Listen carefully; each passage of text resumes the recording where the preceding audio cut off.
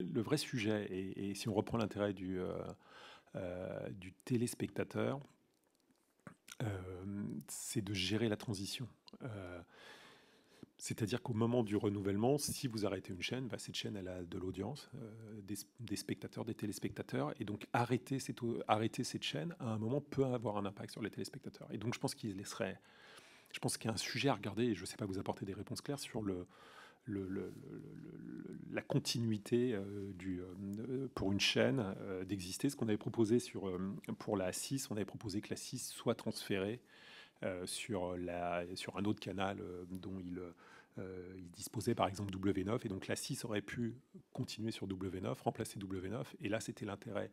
Il y avait un intérêt énorme pour le téléspectateur puisqu'il allait avoir à la fois une nouvelle chaîne et conserver ses anciens programmes euh, qui étaient là. Donc avoir des phases de transition qui soient mieux organisées. Merci de l'avoir rappelé. Je pense que c'est l'échange avec l'ARCOM.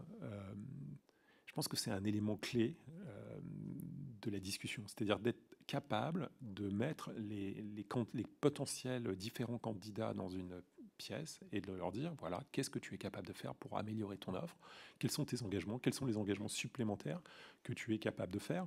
Et bien évidemment, celui qui est installé, celui qui a une recette, celui qui fait de la marge, va être capable d'améliorer, de donner plus, d'améliorer son offre. Aujourd'hui, c'est quelque chose que ne souhaite pas l'ARCOM, c'est quelque chose d'arrêté. Je vous l'ai dit tout à l'heure, je pense que c'est euh, quelque chose c'est une erreur de ne pas tenter d'améliorer les offres une fois que le dossier est remis et d'avoir l'impossibilité même d'améliorer son dossier qui est là. Tant qu'il y aura de la TNT, il y aura des canaux et ces canaux ont de la valeur. Parce qu'au-delà de la fréquence de TNT, vous avez un canal et la loi impose que ce canal soit repris sur la totalité des plateformes.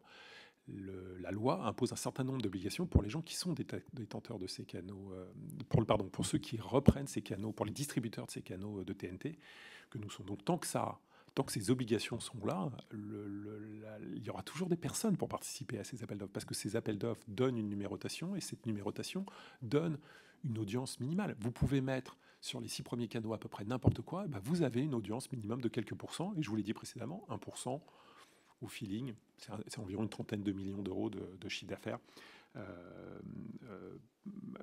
qui existent. On nous impose donc énormément de reprises, de mise en avant, d'existence à certains endroits. Donc, si vous voulez, tant que ces fréquences TNT, la numérotation attachée existera, vous aurez des candidats. Je n'ai aucun doute là-dessus, puisque ça vous donne une recette minimale au travers de la TNT, mais également chez l'ensemble des distributeurs.